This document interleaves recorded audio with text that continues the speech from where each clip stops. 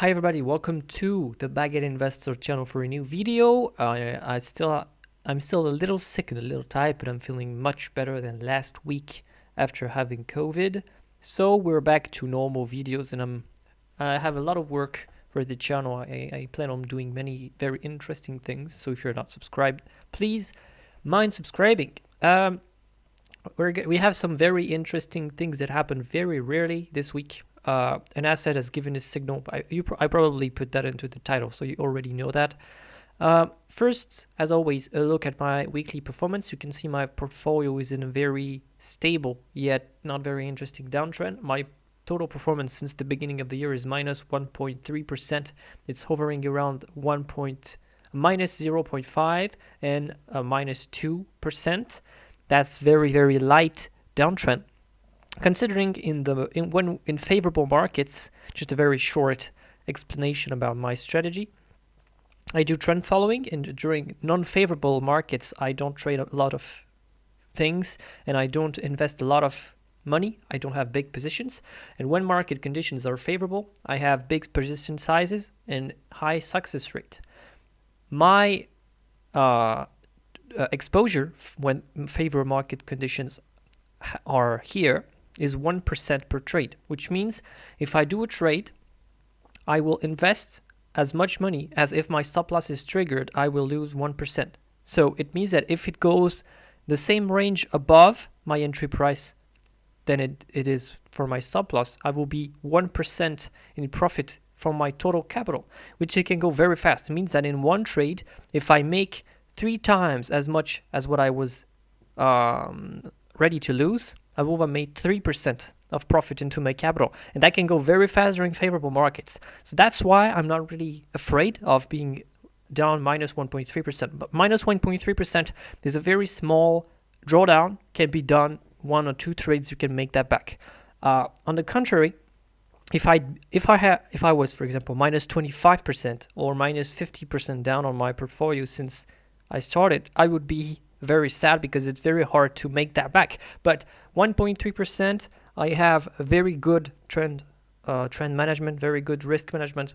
I can't lose everything I own overnight except being hacked or the currency that I'm holding defaulting. For example, the euro losing 50% its value compared to the dollar. But that's things that are pretty rare, and I consider myself managing the risk pretty well. The only thing I need to work on is being hacked, but we'll work that out in a future video. Let's get back to technical analysis. Bitcoin, no one gives a shit about Bitcoin. What people need to look at is the gold breakout. Gold is giving us a big, beautiful breakout signal. You can see that gold has been in a range market for quite some time. So we had this first commodity bull market, and compared that you had gold being bullish during this commodity bull market, stopped going up in 2012, made a consolidation bottom range, got out of this range in 2019 and started a second wave up. So you can see the trend is pretty beautiful. This kind of setup has a pretty beautiful success rate. It's just like these consolidation setups during bull market, that when you have consolidating volatility in bull markets, that is always a very high probability of success. If you bought all the trades here,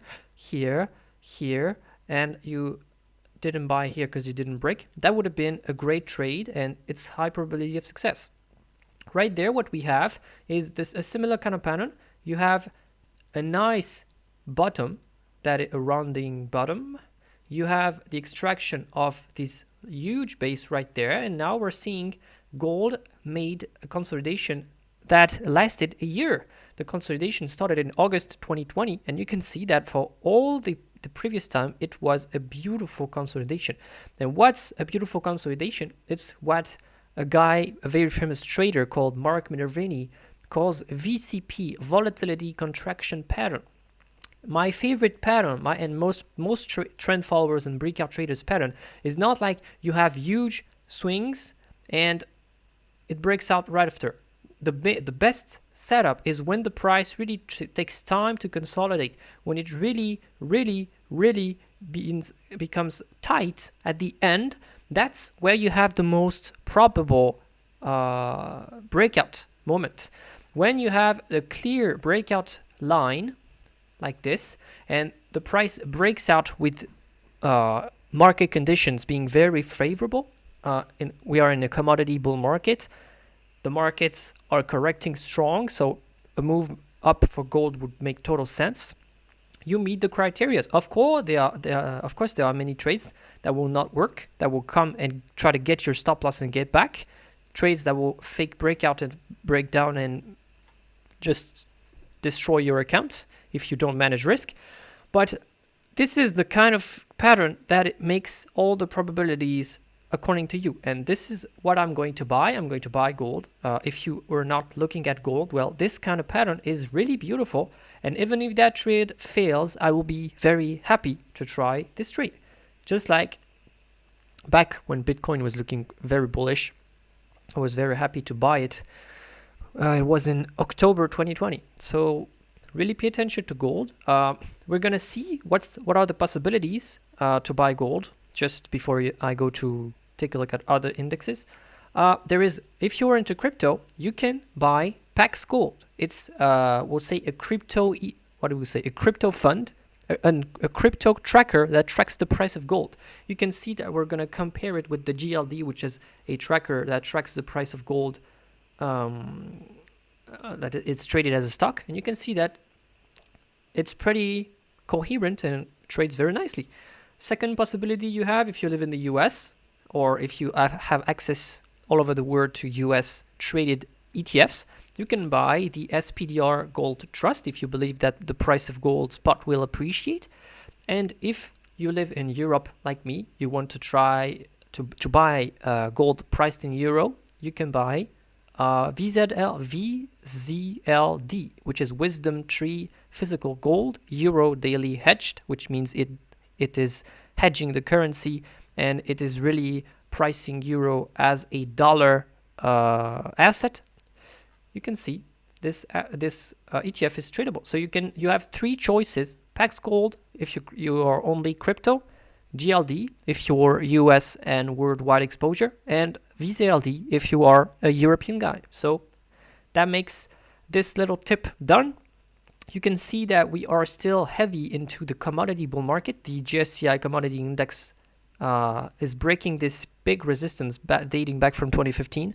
So the risk that we come into not transitory inflation are becoming more and more present. That inflation stays here even if we get a correction on GSCI, and let's say we start to move around and consolidate, but we don't go back into deflation state. This is going to mark long-term inflation, and what that would mean for the world, I don't know. I'm not skilled enough to tell you that, but what I'm just seeing is that we are seeing more and more commodity-related inflation. You can see that the commodity index tracking from Invesco is already close to 2013 levels. So that's pretty incredible inflation. We went from a 10 to a 23 in terms of commodity index, which is absolutely crazy moves, crazy volatility. Things are going crazy. The energy sector is particularly crazy, breaking again above 2015 levels. So of course we're going to see what happens with all the geopolitical issues we have, but this is to me a really important symbol of breaking the 2015 levels. And the second levels we're going to see are the 2010 and 2012 levels. There is still inflation in agricultural energy, so there are trading opportunities that we see. I'm looking at copper stocks. Today, we have results for this Copper Mountain Mining Corporation. This is the kind of very beautiful stock that I am looking forward to trade. The only issue are the market conditions at that time, very volatile because of geopolitics, because of market policies, like you have the Federal Reserve changing opinion one day to another. But copper stocks are the one that looks the most bullish in terms of the mining sector. That is one of the best. You can see that I don't need to comment this graph for you to understand that it looks absolutely crazy. There is also earnings that have been reported before the market opens, and the market will open in 10 minutes. So very good chart. Same here for Capstone Mining Corporation. Close to breaking to all-time highs. The long-term view is absolutely beautiful. So yeah, copper mining stocks. Take a look at this. Earnings tomorrow. Freeport McMoran, same thing. Copper mining stock, beautiful. ARG, Amerigo Resources Corporation, another mining stock. I can't recall if it's copper or not, but it's a mining stock that looks great. So I'm presenting it to you. And the sector that I bought one stock yesterday, I hope it's going to feel fine, is the oil stocks that I keep talking about for like 2 or 3 months right now because it's so undervalued. You have many beautiful patterns. You can see MTDR, if you look at the daily, you can see the volatility is really contracting below the resistance. SM, you can see we have a magnificent trend. Look at the trend there is. This is beautiful. Of course, there are very high volatility periods, but right now we're at a period where we had the time to really shrink the volatility and make a really tight base, and that is what trend followers and what breakout traders really like. Trends Globe Energy. Look at this tight, the price tightening below the support. It's really nice. I like it. CPG, a little worse price action, but it's still very beautiful and is something you can trade. NRP, PNE, this one is a little worse, not really beautiful, just for an example to show bad looking charts. And this one, well, small cap, 160 million. I don't know. I just put that in a list to show it, but I'm not really sure about this one. This is really the only sectors. I'm seeing commodities, I'm seeing copper, and I'm mining stocks, but especially copper and oil stocks. But there is nothing else going up. If you look at, I don't know, XLK technology not looking bullish. But if you look at XLE energy is looking bullish. The choice is yours. Invest either into downtrend momentum, hoping it's undervalued, or invest in bullish momentum, hoping it's appreciating in value. I think that momentum investing is the most logical way to invest. Invest in what's in assets that have appreciating price and that are in the beginning of a price appreciation cycle. This is what I think. Another thing I wanted to show was the XLP ETF that has oil exploration and production related stocks that are right there. And if you compare this ETF to the Nasdaq ETF, which is the QQQ, you're going to see that we are finally changing trend. For the last decade, oil and gas were downperforming technology, which makes total sense. It's much between 2010 and 2020, we would have made much more money investing in, let's say, Microsoft rather than investing in Chevron.